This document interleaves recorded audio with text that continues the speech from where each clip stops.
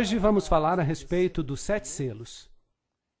E depois vamos abordar um outro tema sobre as trombetas. Estes são assuntos importantes e pouco a pouco vamos avançar até chegar a um assunto ainda mais importante. Vamos então falar sobre alguns assuntos que têm que ver com o nosso tempo e, de modo especial, só posso dizer as coisas assim como são.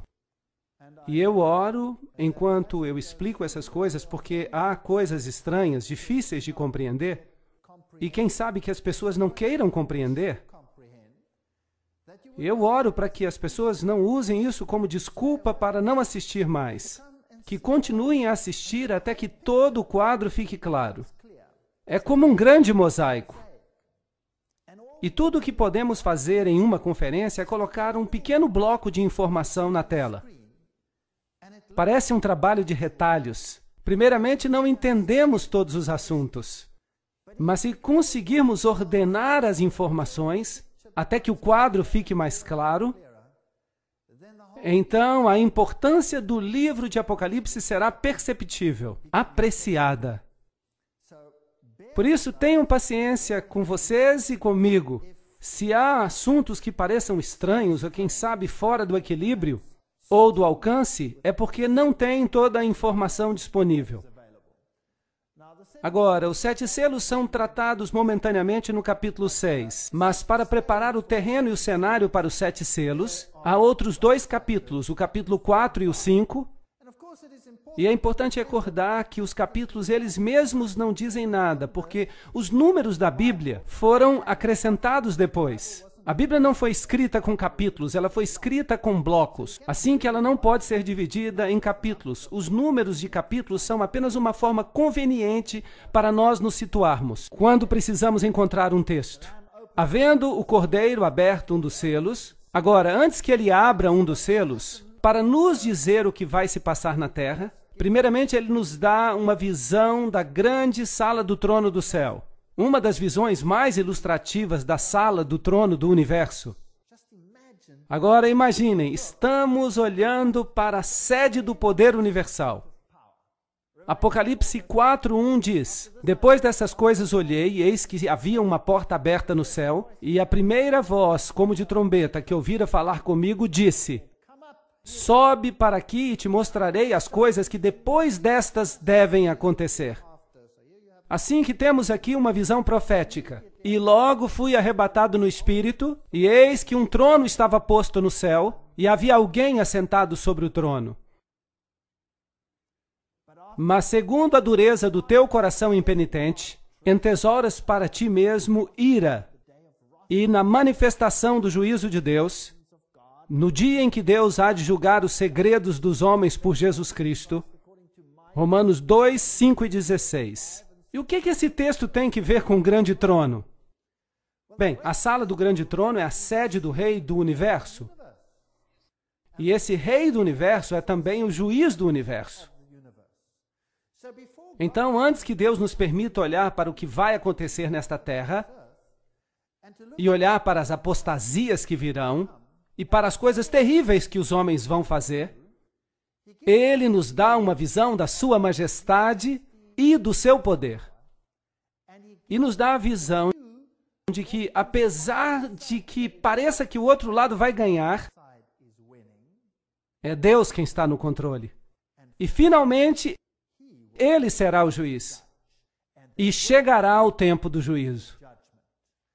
Então haverá um juízo, uma investigação e um pronunciamento da sentença. E então haverá um juízo executivo. E quando vier esse juízo executivo, será melhor que estejamos do lado certo.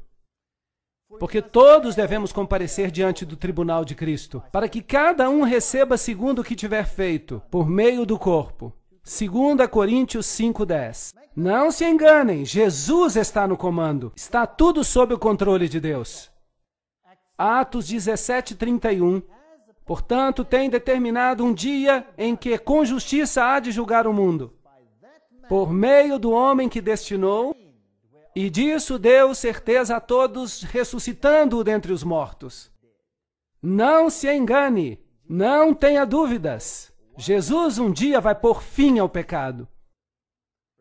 Apocalipse 4:3. E o que estava sentado era, na aparência, semelhante à pedra de jaspe sardônio, e o arco celeste estava ao redor do trono, e parecia semelhante à esmeralda. É inexplicável a glória que João viu, ali, na sala do trono de Deus. E ao redor do trono havia 24 tronos. 24 tronos ao redor do trono.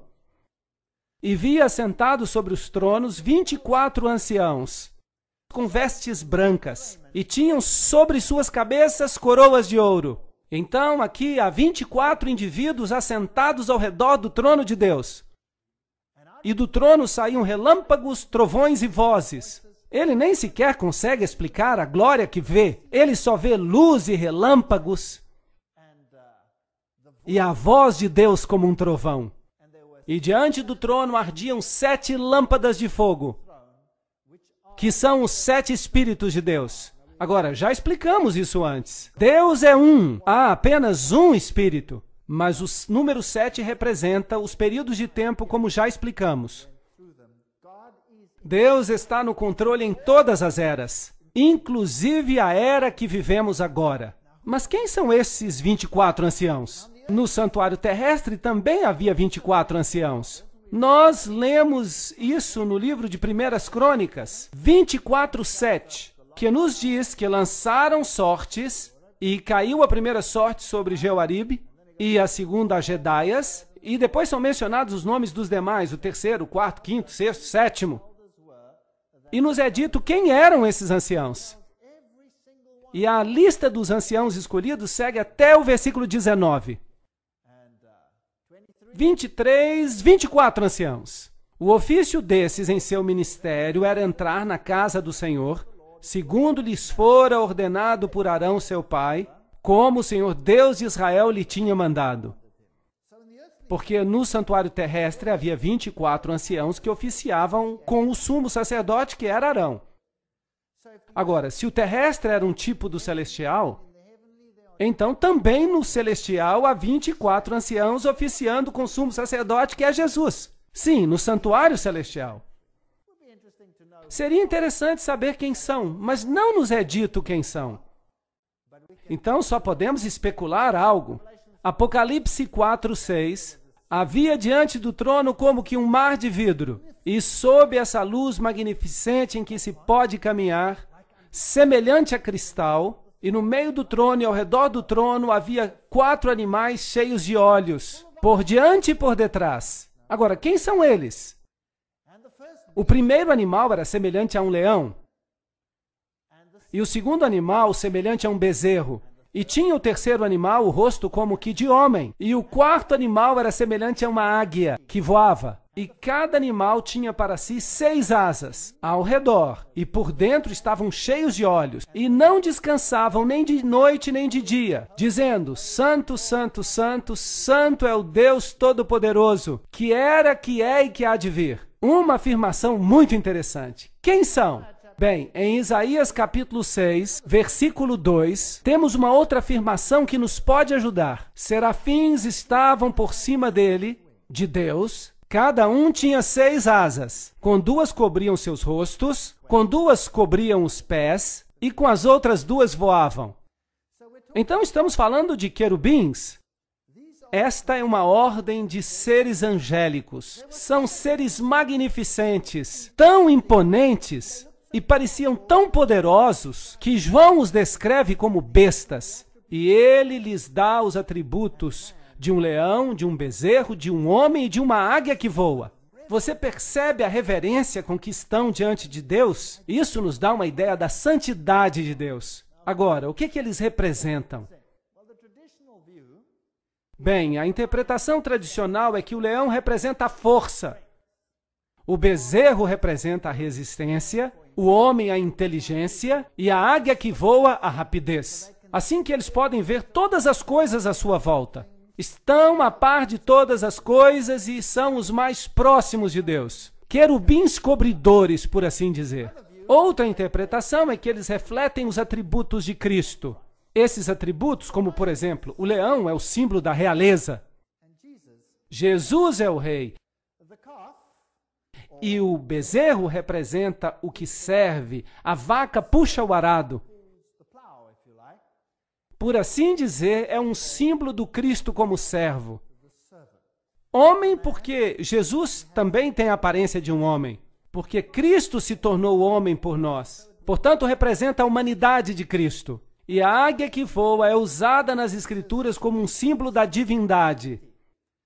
Jesus diz: levou-o sob as suas plumas, sob as suas penas, debaixo das suas asas estará seguro. Então é um símbolo de divindade. É interessante que o ocultismo também usa esses 4 símbolos para a sua divindade. Portanto, se Satanás era um querubim protetor e agora se tornou um anjo caído, então ele quis ser como o Altíssimo, não é mesmo? E é interessante que são justamente esses os atributos que ele reclama para si mesmo. Conseguem ver? Se os símbolos de vez em quando nos assustam, se ficamos assustados com esses símbolos, lembremos que eles são tirados das Escrituras. E Satanás os falsifica para seus propósitos. Mas na sala do trono de Deus vemos o Cordeiro de Deus. Ele é o rei, ele é o servo, ele é humano, ele se tornou um homem por nós. Mas ele é divino. Esse seria o simbolismo.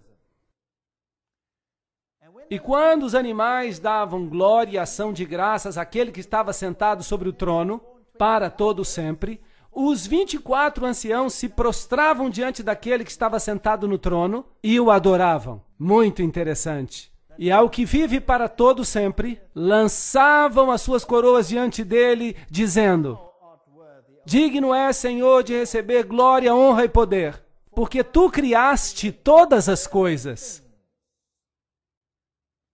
E por tua vontade foram criadas. Agora, a Bíblia é muito clara ao nos dizer quem é o Criador. Todas as coisas foram criadas pela palavra de Jesus Cristo. É isso que a Bíblia diz. Mas vamos falar sobre isso em outra conferência.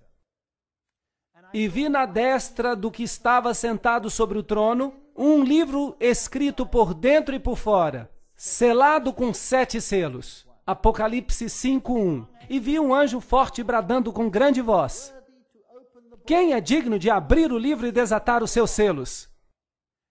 E ninguém no céu, porque há algumas pessoas no céu, seres humanos, nem na terra, nem debaixo da terra, assim que nenhuma pessoa morta pode abrir, mesmo que tenham sido pessoas boas, como Abraão, o rei Davi ou Adão. Ninguém está à altura de abrir o livro, nem sequer de olhar para dentro dele. Então, quem eram essas pessoas que ele viu no céu? Sim, os querubins podemos entender, eram anjos. Quanto aos 24 anciãos, a Bíblia diz que quando Jesus ressuscitou dos mortos, as tumbas foram abertas, não é certo? E as primícias se levantaram dos mortos. E a Bíblia diz que quando ele entrou no céu, quando ele ascendeu aos céus, ele levou cativo o cativeiro. Não é certo? Portanto, as pessoas que foram redimidas ao longo dos séculos ressurgiram dos mortos naquele momento e foram com Jesus para o céu. A Bíblia nos diz que há alguns indivíduos no céu. O Enoque, por exemplo, ele foi trasladado sem ver a morte. Foi levado para o céu. Não é assim? Elias, como representante daqueles que seriam trasladados depois do dilúvio, também foi levado em um redemoinho, com uma carruagem até o céu. Não é verdade? Então Elias também está lá. E a seguir há um verso muito interessante no livro de Judas, no qual o arcanjo Miguel discute com Satanás acerca do corpo de Moisés. Assim que Moisés também teve uma ressurreição especial e foi levado ao céu. E é por isso que Elias e Moisés puderam aparecer no Monte da Transfiguração e apoiar a Cristo no momento da sua agonia, antes que passasse pelos momentos finais da sua vida. Então há várias pessoas no céu. E entre eles, obviamente, há 24 que servem no santuário celestial como os 24 anciãos. Quem exatamente são? Não sabemos. Podemos especular se Moisés vai ser um deles, ou Elias, ou Enoque, mas não temos outros nomes. Vamos vê-los um dia e então vamos saber quem eram. Mas é uma história interessante. Assim que o terrestre é uma cópia do celestial. Mas nenhum homem era digno de abrir os selos. Se um homem era suficientemente digno aos olhos de Deus para ter sido levado ao céu, isso não faria diferença, porque nenhum homem no céu, ou na terra, ou debaixo da terra, nenhum homem que já tenha vivido era digno de abrir os selos. Mas felizmente há uma solução. Apocalipse 5:4. E eu chorava muito porque ninguém havia sido achado digno de abrir o livro, nem de o ler, nem de olhar para ele. Agora, este documento encontrava-se selado com 7 selos. Nos tempos antigos, eles costumavam selar documentos. No tempo romano, os testamentos. E é claro que se ele não fosse aberto, então não haveria herança. Então, se nenhum desses selos for aberto, não vai haver herança. E nós estaremos perdidos para sempre. E é por isso que João chora. Mas se eles pudessem ser abertos, se o testamento pudesse ser lido e se houvesse uma execução do testamento, então poderíamos ser redimidos. E há somente um que deixou um testamento e vive para poder recebê-lo. Porque, geralmente, quando uma pessoa morre e deixa um testamento, ele passa a depender de outra pessoa para que o abra, não é verdade? Para executá-lo. E se o único que pode herdá-lo está morto, bem, então temos um problema, porque quem vai recebê-lo está morto, não pode recebê-lo mais. A não ser que ele seja Deus e, com certeza, tenha sido ressuscitado pelo próprio poder. Uau! Então, encontraremos isso. E me disse um dos anciãos, não chore, aqui está o leão da tribo de Judá, a raiz de Davi que venceu para abrir o livro e desatar os seus 7 selos. Assim que nem tudo está perdido. O Deus homem está ali. E olhei e eis que estava no meio do trono. Então, o que se supõe que seja? Se ele está no meio do trono, bem, então ele está assentado no assento da divindade. E dos 4 animais viventes, e entre os anciãos, um cordeiro, como havendo sido morto. E tinha 7 chifres. Um chifre representa poder, a sede do poder, o reinado por todas as eras. Ele é um rei. Se você olhar o livro de Daniel, vai descobrir que um chifre representa um rei, um reinado. E 7 olhos, ele vê através dos séculos, os quais são os 7 Espíritos de Deus enviados a toda a terra. E não só a uma parte dela. Verso 7. E veio e tomou o livro da destra do que está assentado sobre o trono. E havendo tomado o livro, os 4 seres viventes e os 24 anciãos se prostraram diante do Cordeiro, tendo todos eles harpas e salvas de ouro cheias de incenso, que são as orações dos santos. Então, as orações dos santos são representadas com incenso, e os méritos de Cristo fazem com que as orações dos santos sejam aceitáveis a Deus. Uma imagem maravilhosa que temos aqui. E música celestial enche o lugar do trono enquanto adoram o Cordeiro. E cantavam um cântico novo, dizendo: digno és de tomar o livro e lhe abrir os selos, porque foste, aqui está a resposta, morto, e com o teu sangue os compraste para Deus.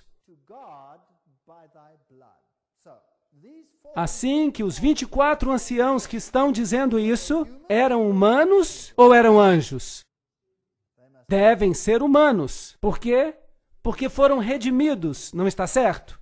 Assim que sabemos que há seres humanos nos céus, neste momento, e foram redimidos, eles estão no céu porque para lá subiram no traslado das primícias, como dissemos antes. E há 3 pessoas que a Bíblia menciona por nome que foram trasladados, ou que tiveram uma ressurreição especial. Por isso nos redimiste, porque foste morto e com o teu sangue nos compraste para Deus, homens de toda tribo, língua, nação e povo. Isso desfaz todo tipo de exclusividade. Há alguns que creem que a salvação hoje é por nascimento. Já encontraram alguma pessoa que pensa assim? Pessoas que acreditam na salvação por nascimento dizem: eu pertenço à raça certa, ou eu pertenço ao grupo étnico correto, por isso vou ser salvo. Os judeus tinham essa teologia. E há muitos grupos hoje em dia que creem que serão salvos como consequência do seu estado especial. Há muitas crenças esquisitas, salvação por nome, salvação por chapéus. Mas eu não vou falar sobre esses detalhes agora. Há gente que acredita que se tiver a roupa certa, então você será redimido. E se representam a si mesmos assim diante do mundo. Você não é salvo nem pelo seu nascimento, nem pelas suas roupas, nem pela forma com que você se adapta a esta ou aquela posição. Você é salvo por meio da sua relação com Jesus Cristo. É assim que você é salvo. Portanto, Ele é o que nos redime pelo seu sangue, de toda língua, tribo, povo e nação, a menos que nos gloriemos que o nosso grupo é melhor do que outro. E para o nosso Deus os fizeste reis e sacerdotes, e eles reinarão sobre a terra. Que texto fascinante! Nós reinaremos sobre a terra. E olhei e ouvi a voz de muitos anjos ao redor do trono, e dos animais e dos anciãos, e o seu número eram milhões de milhões. Então estamos falando de milhões, de milhares, que olhavam para o Cordeiro e diziam: digno é o Cordeiro que foi morto, de receber riquezas e sabedoria, força, honra, glória e ação de graças. Então temos essa visão inacreditável da cena do céu, que nos mostra que vai haver uma vitória final. E será de quem? De Jesus Cristo. Assim que não temos nada a temer. É Deus quem nos dá essa visão. E depois Ele muda sua ênfase para nos dizer o que vai acontecer na terra. E os dois estão em contraste, num contraste tão grande um com o outro, que até faz medo. E alguém talvez possa crer que o cristianismo vai ser derrotado nessa batalha. Sabiam que, aparentemente, a maior vitória de Satanás foi a sua maior derrota? Quando viu que Jesus estava pregado na cruz, pensou que estava triunfando com seu poder. Satanás tocou o seu sino de morte. E isso vai acontecer com a igreja cristã. A maior derrota, aparentemente, será convertida, graças aos méritos de Jesus Cristo, na maior vitória que o universo já viu. Não há sequer uma sombra de dúvida. Jesus está no comando. E quando apresentarmos as próximas conferências, lembrem-se dessas palavras. Se houver alguma coisa que vai deixá-los assustados, podem assoviar e cantar hinos, porque nós já sabemos como vai ser o final de tudo. E ouvi toda criatura que está no céu e na terra, debaixo da terra e no mar, o símbolo de todas as nações, e a todas as coisas que nele há, dizendo ao que está sentado sobre o trono e ao Cordeiro, sejam-lhe dadas glória e ações de graça para todo sempre, pois será um reino universal e eterno. E os 4 animais, os querubins, diziam: Amém.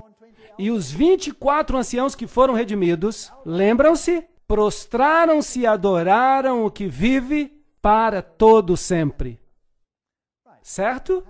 Mudando da grande cena do trono, movemos-nos agora através da história para os cavalos do Apocalipse. Abrem-se então os selos. E havendo o Cordeiro aberto um dos selos, Apocalipse 6:1, ele viu alguém que cavalgava, um cavaleiro num cavalo branco, e saiu como vencedor. Agora, novamente, vamos passar pelos 7 períodos de tempo. E, obviamente, os períodos de tempo recapitulam o que vimos antes. quando falamos acerca das 7 igrejas. Porque as 7 igrejas nos falam acerca da natureza da igreja de Deus. Todos os seus feitos, pois Deus não oculta nada. É o que vai acontecer com a igreja. Agora, os cavalos representam algo diferente.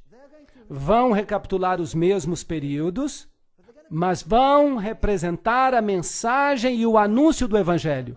Portanto, não tanto a posição da igreja, que está anunciando a informação, mas a mensagem em concreto que vai sair pelo mundo.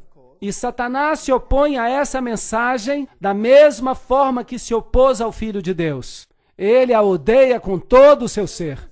Portanto, quando este cavalo sai de cor branca, o que significa a cor branca? Justiça.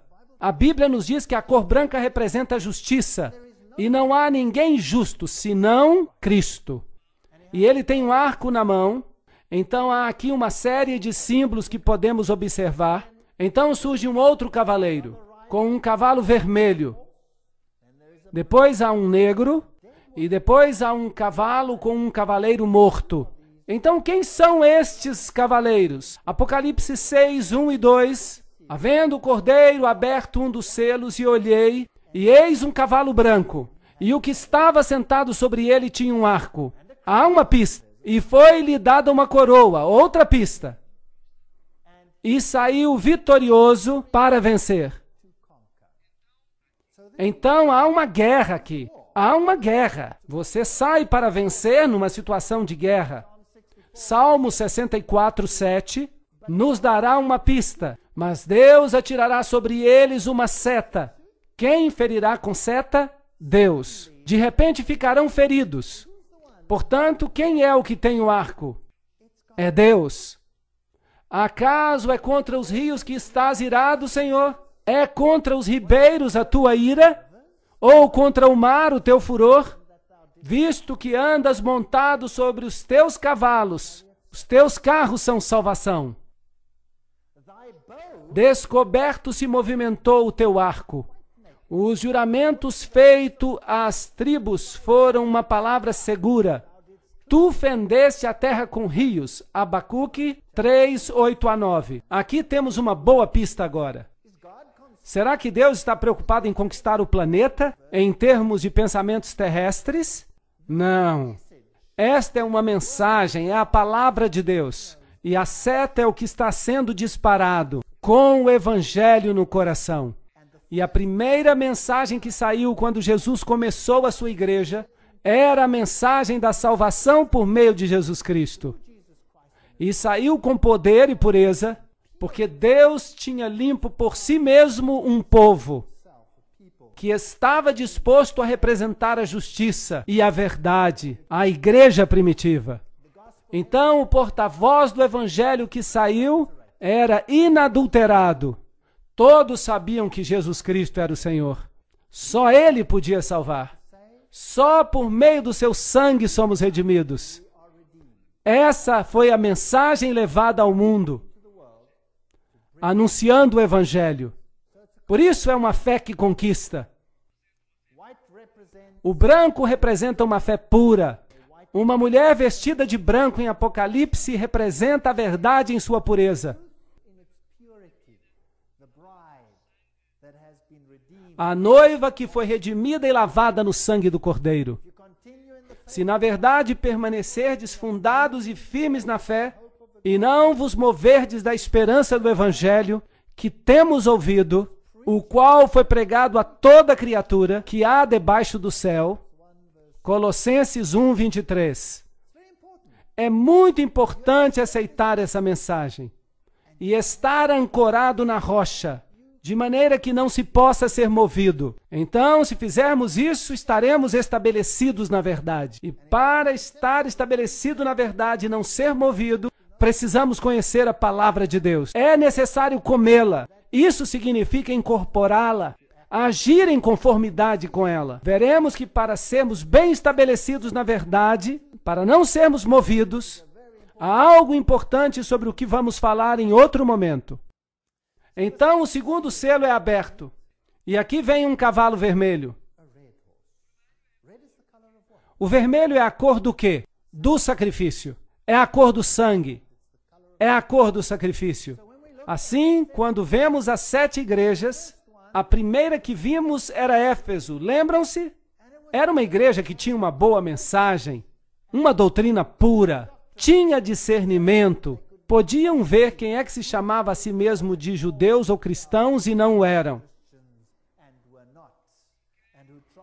Eles tentaram se infiltrar a princípio, mas o discernimento da igreja os manteve fora. Depois veio uma outra igreja chamada Esmirna, lembram-se? Mir. O que aconteceu ali? Houve um tempo de grande perseguição. Sangue foi derramado. Portanto, aqui o sangue está derramado.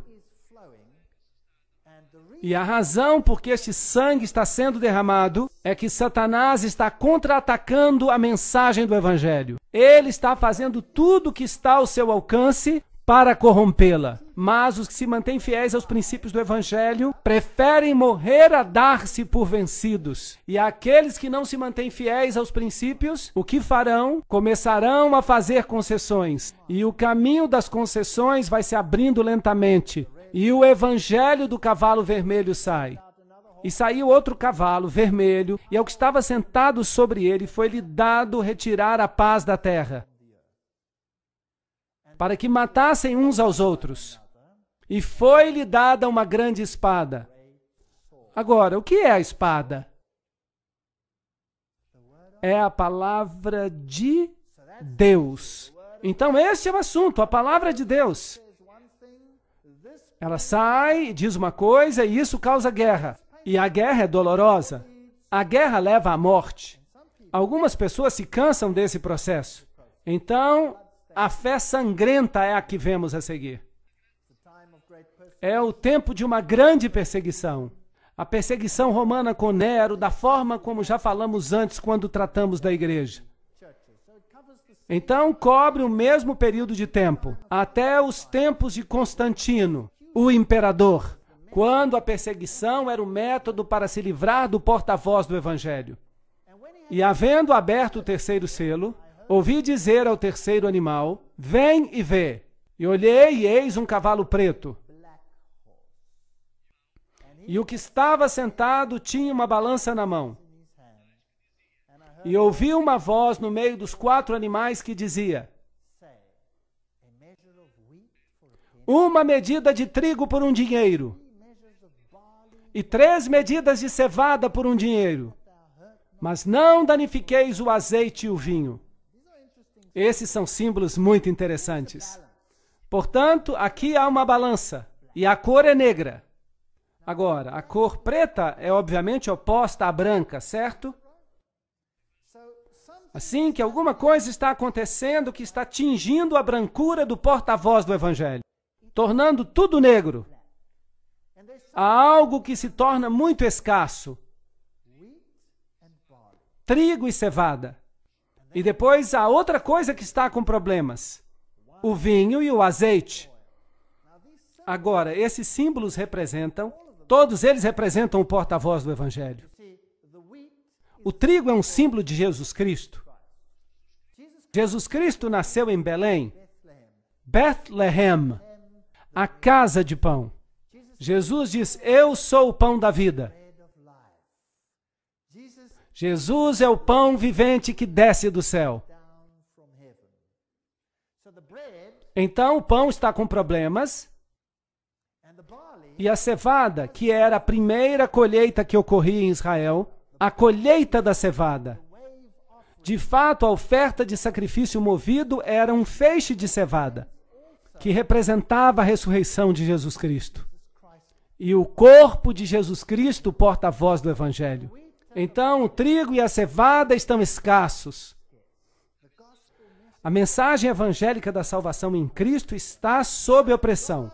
Mas Deus continua trabalhando e Ele diz, não danifiqueis o azeite e o vinho. O que representa o azeite? É o símbolo do Espírito Santo. Era esvaziado do candelabro para que o mundo pudesse ter a luz da verdade. E o vinho é o símbolo da doutrina. Jesus disse, não se deita vinho novo em odres velhos. Não se coloca a grande mensagem da salvação num molde que não vai poder contê-la. Então, o vinho é um símbolo do Evangelho. Jesus também diz, eu sou a videira e vocês são os meus ramos. Ele é o que nos dá a vida por meio da sua mensagem do Evangelho. Então, esses são os elementos que estão colocados sob opressão e que sofrem concessões, por assim dizer. Então, o cavalo negro, obviamente, representa um tempo em que a palavra de Deus se torna escassa. E isso é um problema por causa do comprometimento. É o tempo em que Constantino casou o paganismo com o cristianismo. Portanto, é uma fé negociada, se vamos continuar pelo mesmo período de tempo. Orai por vós e por todo o rebanho, para apacentardes a igreja de Deus. Porque eu sei isso, que depois da minha partida, entrarão no meio de vós lobos vorazes. E, a propósito, quão cedo na igreja entrou a corrupção? No princípio. Logo no princípio. Havia um homem chamado Simão Mago. Vocês se lembram dele na Bíblia? Ele pensou que podia comprar o poder de Deus com o seu dinheiro. Lembram-se disso? E Pedro repreendeu de uma maneira bem direta. E ele ficou muito irritado, bastante irritado. E Simão, o mago, vinha de Samaria. E ele tinha uma carga de sabedoria babilônica em si. E se analisarmos a história, como veremos no futuro, provavelmente ele foi o pai do gnosticismo. E o gnosticismo, em outras palavras, é uma filosofia que torna Jesus Cristo menos do que ele é, para que nós possamos nos tornar mais do que somos. E o gnosticismo era o espinho na carne do cristianismo primitivo. E o gnosticismo é um fator dominante hoje em dia, como veremos nas próximas conferências. A cruz de Cristo foi o divisor da história. E lançou a verdade por terra e prosperou. Daniel 8:12. Viria um poder que destruiria o porta-voz do Evangelho. A salvação só por meio de Cristo foi substituída pelas exigências da igreja. Foi isso que aconteceu. E a própria igreja se pôs como mediadora entre o homem e Deus. Em vez de ir diretamente a Cristo, você passava agora pela igreja. Um dia muito triste. Deus tinha dado uma lei, mas o homem teve o atrevimento de mudar a lei de Deus para satisfazer as suas necessidades. Portanto, nas igrejas, temos São Pedro, ou será que era Júpiter? Bem, na verdade é que ele veio diretamente do templo de Júpiter. E Maria se converteu em uma mediatrix, uma mediadora. E a igreja ensina que ninguém pode ser salvo a não ser pelos méritos de Maria. Isso é muito estranho. Essas doutrinas chegaram e elas eram uma mistura entre o cristianismo e o paganismo. A Bíblia claramente declara, debaixo dos céus nenhum outro nome há, dado entre os homens, pelo qual devemos ser salvos, exceto pelo nome de Jesus Cristo. Não há outro nome. Assim que todos os outros mediadores que ingressaram na igreja, como os pagãos tinham muitos deuses, eles desenvolveram muitos santos. E então você poderia, se você tivesse algum problema na vida e não tivesse méritos suficientes, salvação por obras, então para poder entrar no céu, você podia receber um empréstimo dos méritos excessivos daqueles que haviam morrido antes. Essa é uma doutrina da igreja da Idade Média. Essa é uma doutrina ainda respeitada. Posso, por assim dizer, tomar emprestado uma grande porção de mérito dos santos que morreram antes de mim, para aumentar a reserva dos meus próprios méritos. Será que isso é bíblico? Ou será que temos que nos apresentar individualmente diante de Deus no juízo, dando conta do que fizemos na carne? Sim ou não? Sim, é claro. É por isso que criaram todos esses santos. E como consequência, os santos se tornaram especialistas. E essa especialização é a mesma que vem do paganismo. Um Deus se especializar em cuidar de uma coisa, por exemplo, de uma viagem. Outro Deus está especializado em cuidar de necessidades financeiras. Então, havia vários deuses. E é por isso que hoje em dia, se alguém quer viajar, é bom ter São Cristóvão consigo, porque quem sabe, talvez ele possa ajudá-lo. Então, essa é uma igreja de concessões. Mas com Jesus Cristo não pode haver nenhum tipo de concessão. Ou ele é o Senhor dos senhores e o Rei dos reis, ou ele não é. E essa é uma decisão que temos que tomar. Enquanto vamos para a próxima parte da história dos cavaleiros em Apocalipse, chegamos a um cavalo pálido. Ele representa a morte. Assim que, obviamente, há uma mudança progressiva nesse tempo, quando o porta-voz do Evangelho se torna negro, conhecida como uma negociação da morte, o Evangelho morreu. A Bíblia diz claramente: não farás para ti imagem de escultura, nem nenhuma semelhança do que há em cima nos céus, ou embaixo na terra, ou nas águas que há na terra. Não te encurvarás a elas, nem as servirás. Êxodo 20, 4 e 5. Um texto problemático dos 10 mandamentos. E que tal então removê-lo e atirá-lo ao lixo? Bem, se você prestar atenção no catecismo atual, você verá que esse mandamento foi removido para abrir caminho para as práticas religiosas que se haviam introduzido na igreja. Constantino é o primeiro que mais destacadamente começou a emitir leis que restringiam a consciência do homem. Assim que, em vez de escutar e aceitar a palavra de Deus e tomar decisões baseadas na palavra de Deus, o homem começa a criar leis que falam sobre esse assunto. E Constantino foi o primeiro a fazer uma lei sobre o dia de descanso. Por exemplo, durante esse século de negociação, o dia do sol do paganismo substituiu o sábado bíblico. Um desenvolvimento muito interessante aconteceu aqui. A igreja primitiva guardava o sábado, mas havia duas regiões na igreja primitiva onde o sábado não era guardado. Uma era em Alexandria, onde havia uma escola muito liberal que mais tarde deu lugar ao gnosticismo e às suas bases. E a outra era em Roma. E nessas duas áreas estava o bastão da adoração do sol. É interessante que quando Alexandria foi destruída, a transferência de poder foi feita para Roma. E finalmente se espalhou para o mundo inteiro. E então, durante esse período de negociação, o dia do sol substituiu o sábado da Bíblia.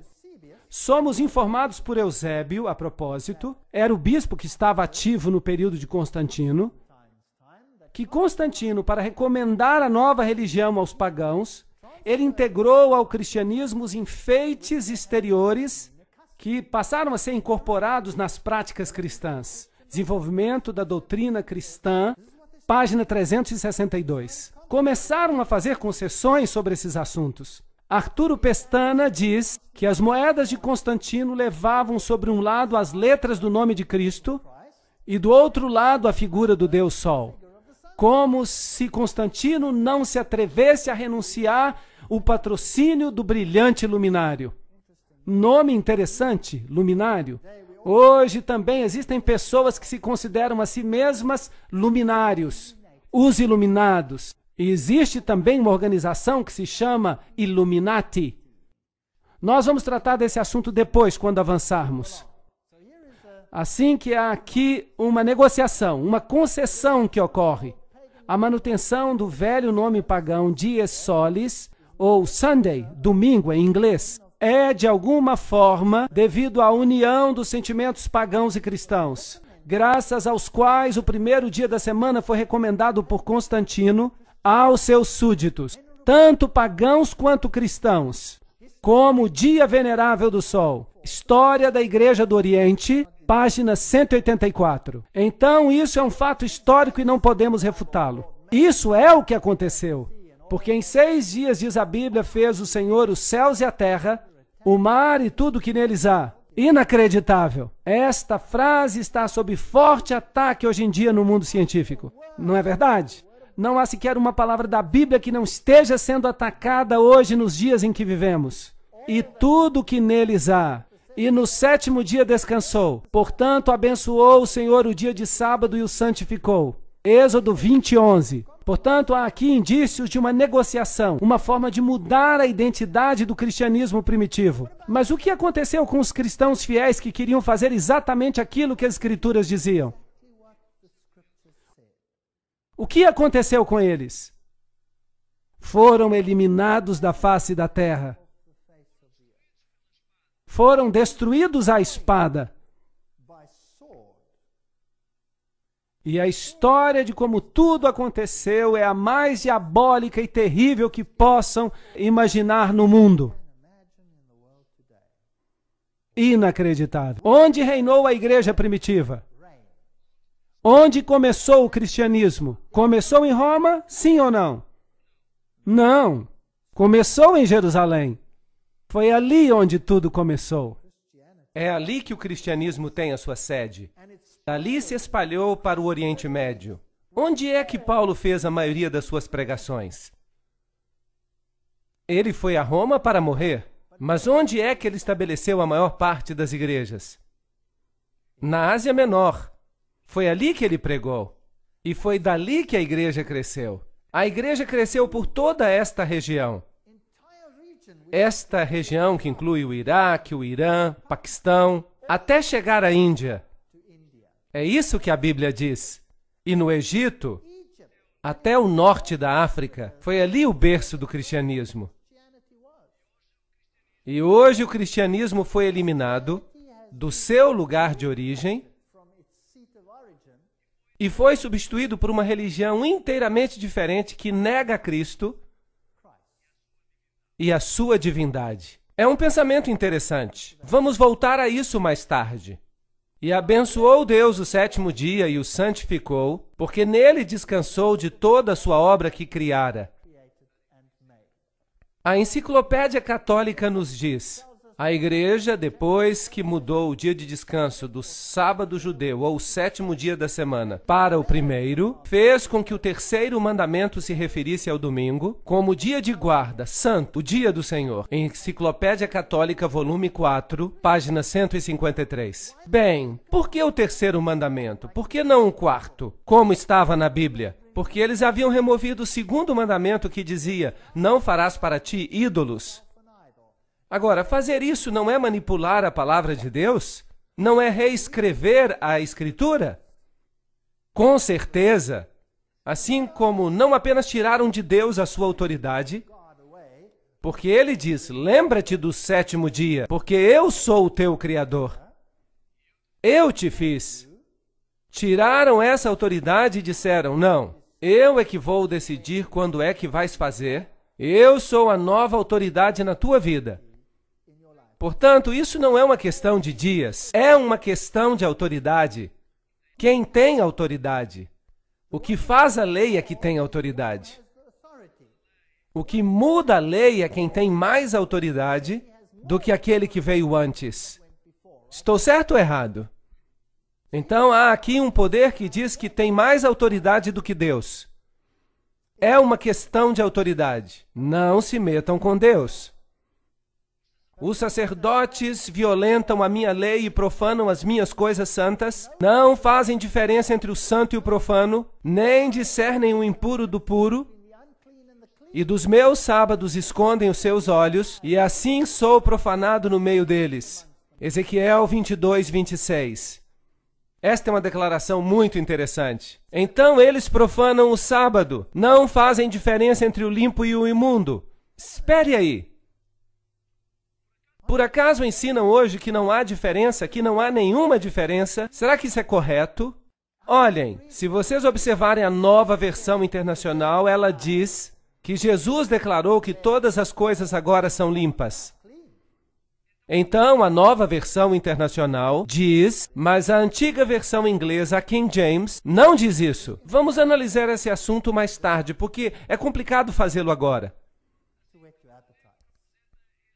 Assim, o cavalo negro representa esse tempo de negociação, de concessão. As coisas estão mudando e quando chegamos a 538 depois de Cristo, há um decreto que um certo poder, isto é, o bispo de Roma, tem poder para se tornar o corretor dos hereges. Isso significa que ele se tornou a autoridade sobre a consciência do homem. Interessante, não? Não era Deus. O homem assumiu a sua posição. E uma vez que o homem usurpa a autoridade de Deus, então o Evangelho está morto. Porque a minha Bíblia diz que não há outro nome pelo qual você possa ser salvo, e a minha Bíblia diz que não há outro nome, que não há outro mediador, exceto Jesus Cristo, o homem. E a minha Bíblia também diz que se alguém pecar, temos um advogado. E esse advogado é Jesus Cristo. Mas agora, nós temos aqui um outro advogado. Temos que ir a uma outra parte para encontrar perdão. E há alguém aqui que diz o que é certo e o que é errado. E isso vai contra a palavra de Deus. Isto é problemático. E havendo aberto o quarto selo, olhei e eis um cavalo amarelo, e o que estava sentado sobre ele tinha por nome Morte, e o inferno seguia. O Hades, a tumba. Essa é uma história triste de como a mensagem do Evangelho da Salvação foi levado ao ponto da morte. E foi-lhe dado o poder para matar a quarta parte da terra. Portanto, esse poder tira o porta-voz do Evangelho e controla uma quarta parte da terra. Agora, esse é um ponto muito importante. Que denominação cristã controlou a quarta parte do mundo? Com espada, para matar com espada. Essa é uma palavra nova. Não é uma espada literal. E com a fome. Fome de quê? Há uma escassez na terra de quê? Da palavra de Deus. Será que a igreja da Idade Média tirou a palavra de Deus? Sim ou não? Será que proibiram a Bíblia? Tornou-se um pecado mortal ter a Bíblia e lê-la? Sim ou não? Sim, a história prova esse fato. Eu não estou atacando ninguém. Eu estou falando de um sistema. O que há por trás desse sistema? Há muitas e muitas pessoas queridas que estão famintas pela verdade em todas as religiões do mundo. E creio que muitas delas, Deus as reconhece como suas, porque elas estão vivendo segundo a luz que receberam. Assim, não devemos julgar as pessoas. Estamos falando aqui de um sistema, e é um sistema muito, muito triste. Meu pai queria ser um sacerdote católico romano. Ele era um católico muito fervoroso. Eu fui criado como católico romano até me tornar ateu. Mas voltei a ser católico outra vez. E quando descobri a Bíblia, percebi que havia ali muitos assuntos que não eram bíblicos. E tive que fazer uma escolha. E creio que cada pessoa tem que chegar a esse ponto. Temos que tomar uma decisão entre ser preenchidos pela água da cisterna feita por homens ou a água da cisterna de Deus. E com pestes e feras da terra. Como é que esse poder matava? Ele matava com espada, essa espada é literal, a espada que fez. Matava com a fome da palavra de Deus, matava com bestas, feras. Uma besta em Daniel é um reino. As 4 bestas são os 4 reinos que se levantarão da terra. Daniel, capítulo 7. Então matava também com poderes políticos. Por acaso a igreja da Idade Média fez isso? Sim ou não? Com certeza. Tomemos o caso dos valdenses, que foram destruídos da face da terra. O mesmo com os albigenses na França. A primeira aliança entre a Europa e Roma foi com os francos. Clovis tornou-se o imperador campeão desta causa, e qualquer oposição foi aniquilada. E o evangelho morreu. O homem tomou a posição de Deus. Portanto, os novos cristãos, em seus pensamentos e hábitos, eram iguaizinhos aos pagãos. A sua entrega à igreja não acabou com o paganismo. Pelo contrário, massas de pagãos se batizaram. Isso significa que o paganismo estava sendo diluído na nova energia moral do cristianismo, que foi neutralizado até o ponto da impotência. Séculos da cristandade, uma história concisa, página 58. A história atesta esses fatos. E infelizmente não posso mudar isso. Não fui eu que inventei isso. Só estou dizendo que fala o livro de Apocalipse sobre esses assuntos. A fé havia morrido. E o formalismo tomou o lugar da fé simples. A confiança em Deus, no Espírito de Deus. Sabiam? Quando eu era católico, eu me sentava na igreja e sabia que, de acordo com os ensinos, a hóstia ficava no tabernáculo, no sacrário, e ela era Deus. E eu podia orar a ela. E eu ficava sentado ali dizendo: por que não me respondes? Por que não posso trazer os meus problemas a ti, falar contigo como a um amigo? Tudo isso é ritual. Se você quer se comunicar com Deus, tinha que dizer 10 Ave-Marias, 10 Pai Nossos, 10 Ave-Marias, um Pai Nosso, e rezar através de todo o rosário e fazer no fim uma confissão de fé. E se não conseguir alcançar a graça, faça tudo de novo. Outra vez, mais uma vez. E quanto mais você fizer, melhor. Isso é comunicação com alguém? É assim que você falaria com alguém que o ama? Sabem, o homem tem uma fome de se comunicar com Deus. O homem tem fome de tocar e sentir a mão de Deus. Mas foi roubado dessa beleza, da simplicidade de se comunicar com Deus. Orar não é trazer Deus até nós. Orar é ser elevado até Deus. Isso não é maravilhoso? O sentido de ser elevado. Não somos deixados aqui embaixo com todos os problemas do mundo, sem solução. Quando Deus se encontra ao alcance de uma oração. Sim, nós podemos lhe dizer: Senhor, eu tenho um problema. Posso me aproximar de ti? Tenho certeza que o Senhor se inclinaria e ouviria cada palavra que nos preocupa. Podemos levar os problemas grandes e os problemas pequenos diretamente a Deus. Não precisamos de ninguém mais. Esta é uma verdade linda. E quando a descobrimos, não importa o quão glorioso e pomposo o resto seja. Sem amor não há nada. O que diz Salomão? Prefere viver no canto de um eirado? Ou é melhor ter uma casa cheia de sobras de repolho, uma casa cheia de boa comida, sem amor? Não faz sentido.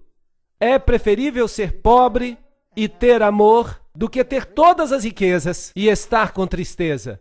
Não há nada demais em ser rico. Deus abençoa alguns ricos também. Mas é o amor ao dinheiro que é a raiz de todos os males. Se o amor ficar de fora, então temos um problema. Então, uma união da igreja e do Estado ocorreu. Os governos receberam autorização de impor doutrinas. O cristianismo se tornou uma religião estabelecida no Império Romano e tomou o lugar do paganismo. O cristianismo, como ele existiu na Idade Média, podia ser definido como um paganismo batizado. História do século II, capítulo 2, seção 7. Essas são declarações feitas pelas próprias igrejas. Elas mesmas disseram que o Deus Pan não estava morto, mas batizado. Então, o paganismo governa o mundo hoje em dia. E há uma elevação do sacerdote humano. é a coisa mais diabólica que já aconteceu na história da raça humana. Sabiam disso? Alguns homens foram escolhidos para controlar a consciência dos outros. Temos o mesmo problema ainda hoje. Alguns creem que porque estudaram teologia,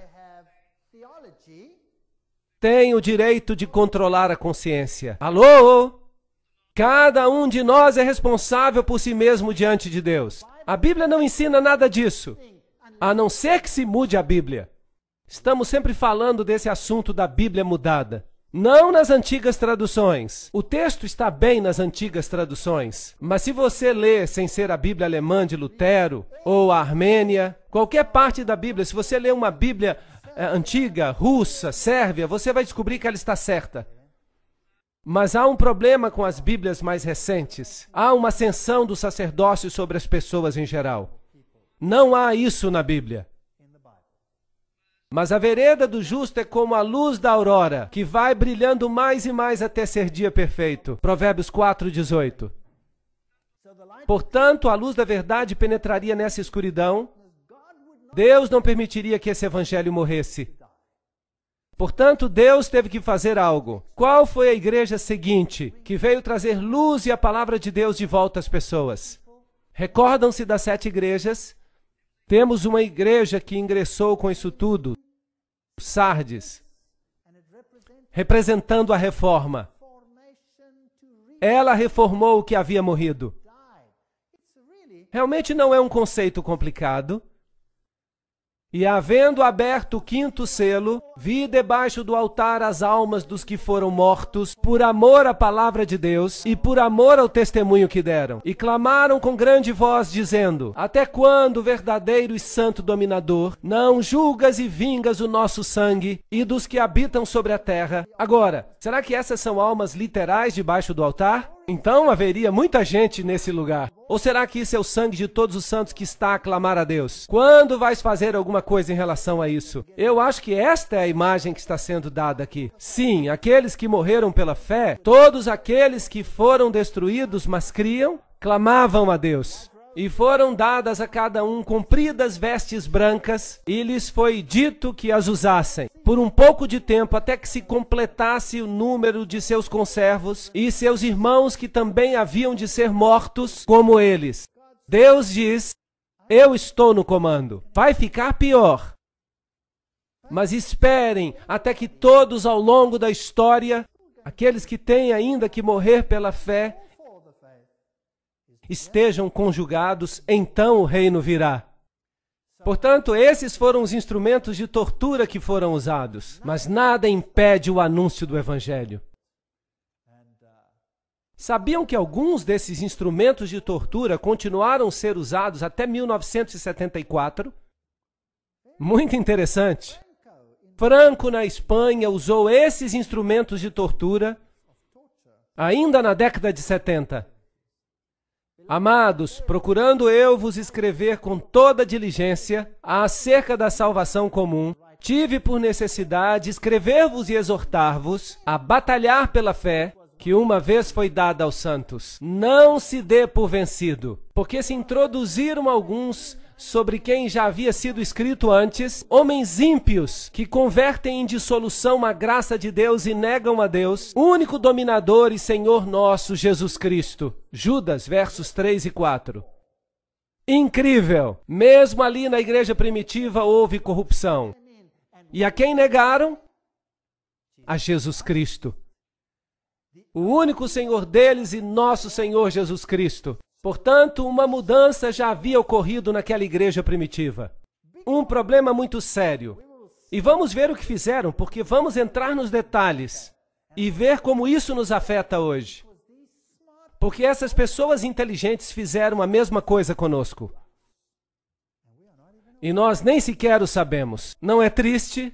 Portanto, Deus quer que saibamos, como os estratos sucessivos da terra, que cobrem uns aos outros, assim, camada após camada de falsificações e fabricações se acumularam na igreja. Não somente doutrinas falsas que elevavam o homem acima da divindade, mas também manuscritos falsos que corrompiam a palavra de Deus. Mas tivemos os valdenses. E de onde conseguiam seus manuscritos? Eles conseguiram da igreja da Síria, desde o berço do cristianismo. Não os conseguiram de Roma. Eles permaneceram com as escrituras através dos séculos. É interessante que as nações que apareceram nessas áreas altas, elas tinham essas escrituras. Mas havia outros documentos que estavam sendo usados em Alexandria e Roma. E vamos ver isso numa outra conferência. E essas pessoas fizeram da palavra de Deus o seu bastão, a sua fortaleza, e a pregaram, e por causa disso a ira do mundo caiu sobre eles. E eles foram combatidos com unhas e dentes, foram queimados e as cabeças de suas crianças foram arremessadas contra as rochas. Eles os lançavam dos precipícios, mas o evangelho não morreu. Esta é a velha igreja valdense. Esta é uma antiga mesa que era usada para transcrever ou copiar os manuscritos da Bíblia. E lentamente a fé foi elevada uma vez mais. Em 1370, a autoridade da Bíblia foi declarada por Wycliffe. Em 1400, a obediência a Deus, obedecer a Deus mais do que o homem, e ele morreu pela sua fé. João Hus. Estes são os homens vestidos de branco. E depois, salvação pela graça com Martinho Lutero, homem valente, corajoso. Ele foi perfeito em tudo? Não, com certeza não. Mas esse homem vivia segundo o conhecimento que tinha, não é verdade? João Hus e Wycliffe, eles são verdadeiros campeões. Tyndale e todas as pessoas que deram suas vidas por causa da verdade. Martinho Lutero teve a coragem de dizer, isso está errado, temos que corrigi-lo. E nós o ouvimos dizer, aqui me posiciono e não posso fazer outra coisa. 1521. Depois João Calvino chegou. Ele tinha algumas ideias confusas, como predestinação. Mas ele viveu segundo o conhecimento que tinha, a luz que tinha, a liberdade de consciência. Em realidade, toda a Constituição norte-americana está baseada no que Calvino escreveu. Que unicamente o homem deve ser responsável diante de Deus pelo que decide. Essa é a base da Constituição norte-americana. Isso é calvinismo. Esse homem acreditava em algumas coisas erradas, mas neste ponto ele enfatizou claramente, até fazer engolir seco aqueles que se opunham. Essas pessoas morreram e há monumentos em sua honra hoje. Depois veio Williams em 1650. Ele descobriu o batismo por imersão. Verdades lindas da Bíblia. Infelizmente, como dissemos da última vez, todos esses tipos de fé decidiram que não seguiriam pela nova luz. Mas eles permaneceram fiéis aos seus fundadores. Isso não é um problema dos fundadores, é um problema dos seguidores, certo? Então, os seguidores têm mais problemas do que os fundadores, porque se eles descobriram mais luz, eles deveriam aceitá-la, mas não foi o que fizeram. Por isso temos uma igreja fragmentada hoje. Portanto, ide e fazeis discípulos de todas as nações, ensinando-as a guardar todas as coisas que eu vos tenho mandado. E eis que estou convosco todos os dias até a consumação dos séculos. Mateus 28, 19 e 20. Estes são os assuntos que são importantes. Todas as coisas. Não, eu não vou dizer, eu só vou aceitar o que o fundador da minha igreja descobriu. Todas as coisas ou nada. Assim que se estamos à procura de uma igreja, o que devemos fazer? Não seria melhor procurar uma igreja que aceite toda a verdade, que tem toda a fé? Sim ou não? Não seria melhor procurar uma igreja que faz tudo de acordo com a Bíblia e sua doutrina? E que sua doutrina esteja de acordo com a Bíblia? Que não olhe para os indivíduos, porque os indivíduos não são de confiança. Nós devemos olhar para a Bíblia e não para o ensino oficial da igreja. E se dizem somente aquilo que está na Bíblia, então sigam. Não deveria ser muito difícil. Não deveria ser difícil.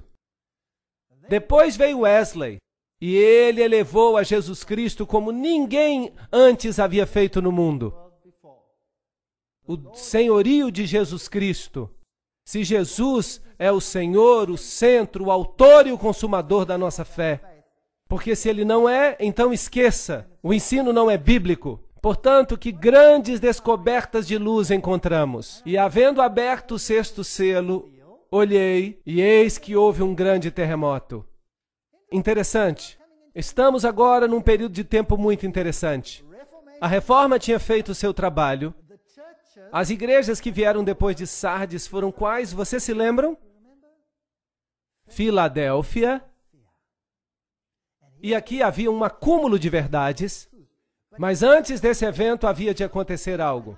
E havendo aberto o sexto selo, olhei, e eis que houve um grande tremor de terra. E o sol se tornou negro, e a luz se tornou como sangue, e as estrelas do céu caíram sobre a terra, como a figueira quando lança de si os seus figos verdes, abalada por um vento forte. Apocalipse 6, 12 e 13. Esses são sinais celestiais que aconteceram. Aconteceram ou não? Com certeza. Marcos diz a mesma coisa, capítulo 13, 24. Ora, naqueles dias depois daquela aflição, essa terrível perseguição na qual os filhos de Deus foram quase que exterminados da face da terra, na Idade Média, por meio da Inquisição, e os 30 anos de guerra, e a Guerra dos 100 anos, e a Noite de São Bartolomeu, e os huguenotes sendo exterminados. Depois de tudo isso, veio a luz. Depois daquela aflição, que terminou aproximadamente em 1798, e vamos falar dessa data novamente em outro momento, o sol escurecerá e a lua não dará sua luz.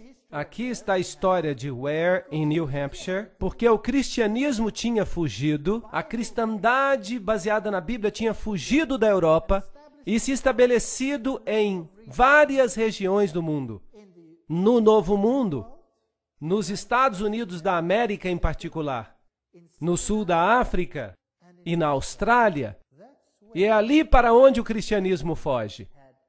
É interessante ver o que está acontecendo nessas regiões do mundo hoje em dia.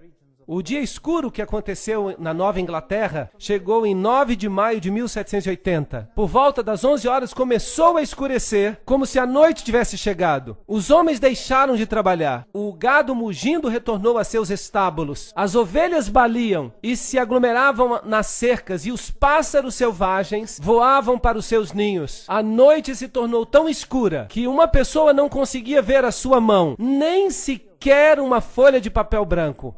A história de Ware, New Hampshire, 1735 e 1888. O jornal A Crônica Independente, de 1780, diz que durante todo o tempo uma penumbra de melancolia assombrou a face da terra. Não obstante, havia uma lua como lua cheia, e a propósito estava como sangue. Nenhum objeto se divisava claramente. Havia uma escuridão egípcia, impregnável nos olhos. Os grandes e inumeráveis eventos, a legislatura de Connecticut estava em sessão, mas desistiram por causa da escuridão, assim que pararam a reunião. E Herschel, o grande astrônomo, admite que o dia escuro de 19 de maio de 1780 é algo que a astronomia não pode explicar, cientificamente falando. Mas ali estava, no seu tempo.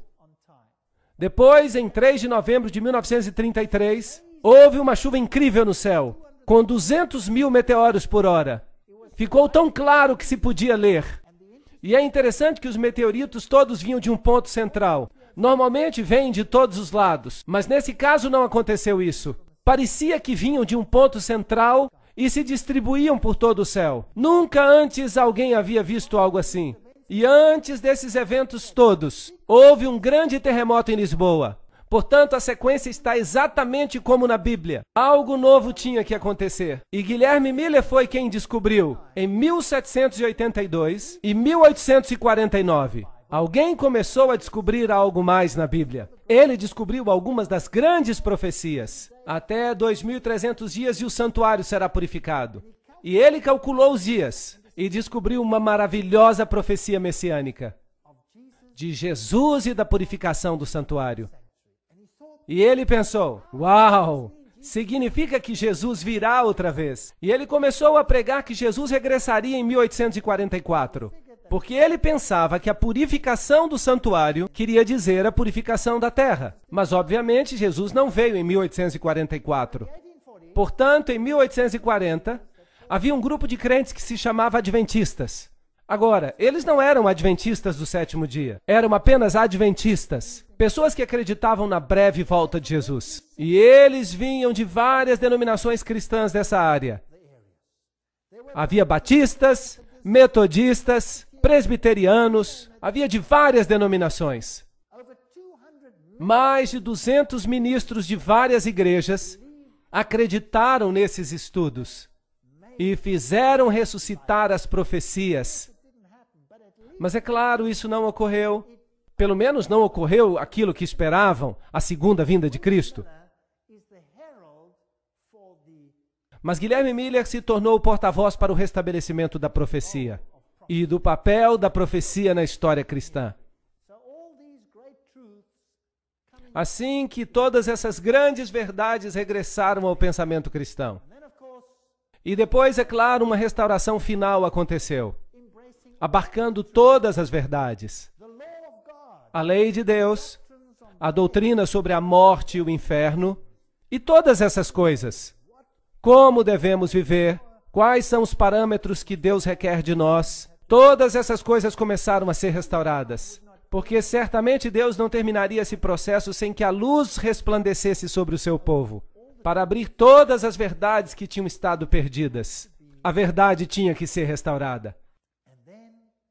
E depois Cristo viria. Jesus disse: se me amais, guardareis os meus mandamentos. João 14:15. Aquele que diz que me ama e não guarda os meus mandamentos é o quê? Mentiroso. E a verdade não está nele. Não é por acaso que existem tantos grupos que dizem que os mandamentos foram abolidos. Existem ou não? Sim, que foram cravados na cruz. Mas Jesus diz que a lei nunca passará. Os céus e a terra hão de passar, mas nem um jota nem um tio será removido da lei, até que todas as coisas sejam cumpridas. Certamente que o senso comum tem que saber que se as pessoas guardassem a lei de Deus, todos poderíamos nos desfazer de nossas chaves. E todos os jovens, senhoras e mulheres, poderiam caminhar até nas ruas mais escuras deste mundo, sem medo, se todos guardassem a lei de Deus, não é verdade? Portanto, se a lei de Deus vai ser um assunto no final dos tempos, depois que esse sistema teve o descaramento de mudá-la. Incrível! Dizer que são maiores e mais poderosos do que Deus. Mas eles em vão me honram, ensinando doutrinas que são preceitos dos homens. Mateus 15:9. Quando o homem se eleva a si mesmo a uma posição acima de Deus, então saiba que Deus vai agir.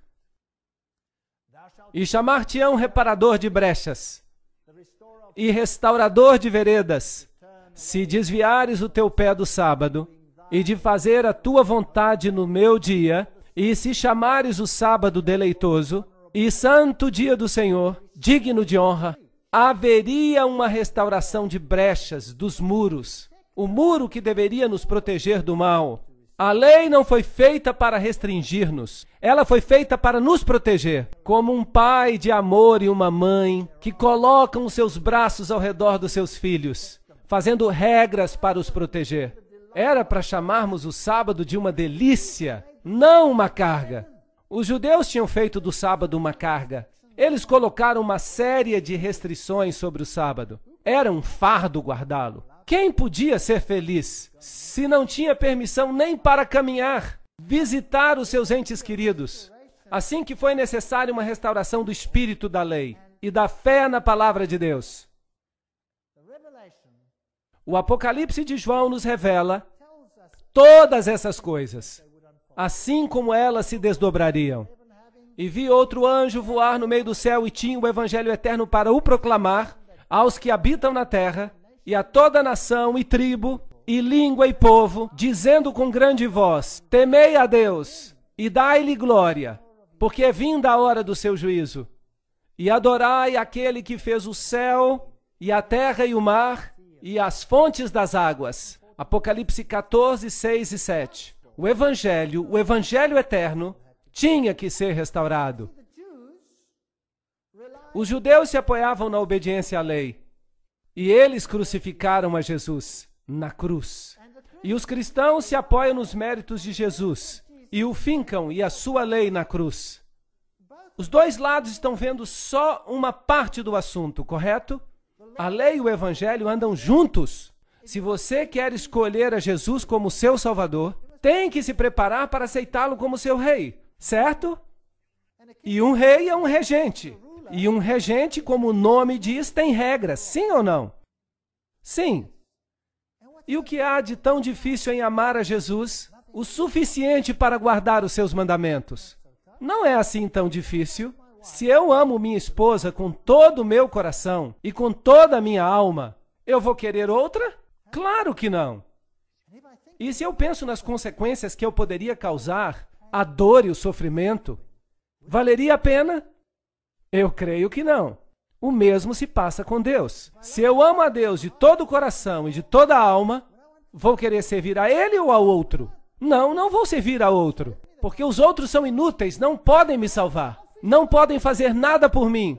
Ainda que por um motivo egoísta, é melhor ficar com Deus, porque a lei faz sentido então.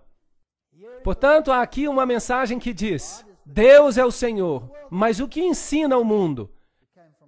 Que você é o produto da evolução, que veio de uma rocha. É isso que eles dizem. Sim. A terra se dissolveu e então foram surgindo os materiais dos quais a vida evoluiu espontaneamente. Então você veio de uma rocha. Eu creio que vim de uma rocha, mas da rocha eterna.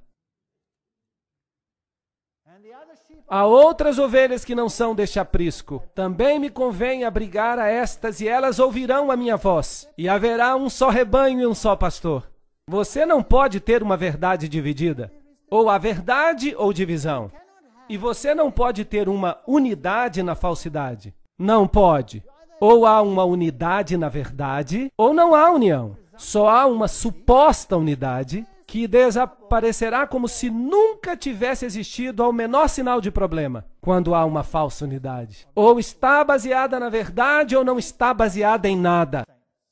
Aqui está a paciência dos santos, os que guardam os mandamentos de Deus e a fé de Jesus. Apocalipse 14, 12. Sabem de uma coisa? Esta é uma frase fascinante. A fé de Jesus. Uau!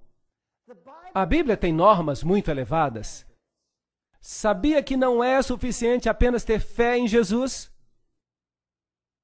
Não, não é suficiente. Você precisa ter a fé de Jesus. Na maior adversidade, Jesus confiou nos méritos de seu Pai. Sim ou não?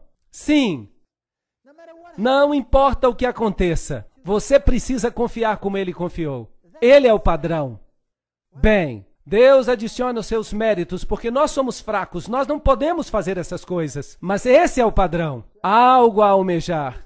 Uau! Eu gostaria de ter essa fé de Jesus. Eu estaria disposto a ir à cruz, porque eu saberia que ele iria me ressuscitar e que eu seria dele eternamente. Poderia morrer, não importa o que acontecesse.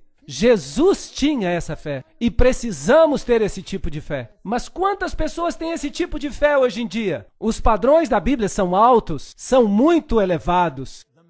E a mensagem sai ao mundo que Jesus Cristo é o Senhor. Estamos perto deste ponto. E o céu retirou-se como um livro que se enrola, e todos os montes e ilhas foram removidos dos seus lugares. Estudamos todos os selos. Estamos justamente entre o sexto e o sétimo selo. O que vai acontecer a seguir quando for aberto o último selo?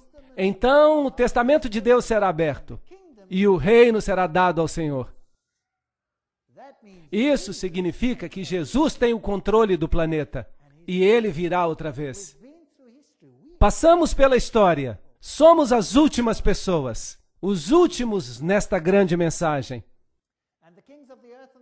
E os reis da terra, os grandes, os ricos, os tribunos e todos os poderosos se esconderão nas cavernas das rochas e das montanhas, dizendo aos montes e aos rochedos: caí sobre nós e escondei-nos do rosto daquele que está sentado sobre o trono e da ira do Cordeiro. Essa é a próxima coisa que vai acontecer. E a propósito, por favor, vejam que as pessoas se escondem, não há uma grande alegria entre as multidões quando o juízo vier. Você terá que estar de pé. Não seremos todos salvos, você precisa tomar uma decisão agora. E depois segue o capítulo 7, que é um capítulo parentético, e nos diz quem será capaz de estar de pé. E nos diz que vão ser os selados. Só eles são capazes de ficar em pé. E havendo aberto o 7º selo, houve silêncio no céu, quase por meia hora. Bem, se você considerar que isso é um tempo profético, é mais ou menos uma semana, ou precisamente uma semana. Portanto, a pergunta é, que silêncio é esse? Creio que o céu está vazio porque Cristo e seus anjos estão aqui embaixo para buscar os redimidos. Cristo virá novamente com poder e glória. Ou estamos arraigados nele ou não. Esta é uma escolha que temos que fazer. Eu lhe sugiro que aceitem o fato de que Jesus está no comando. Jesus nos deu uma visão da grande sala do trono, onde está sentado no trono do poder. E é Ele quem tem autoridade para abrir os selos, para receber um reino. E podemos fazer parte dele, mas podemos recusá-lo. A minha oração é que todos aceitemos a salvação, porque Ele é o único nome dado entre os homens pelo qual podemos ser salvos. Amém.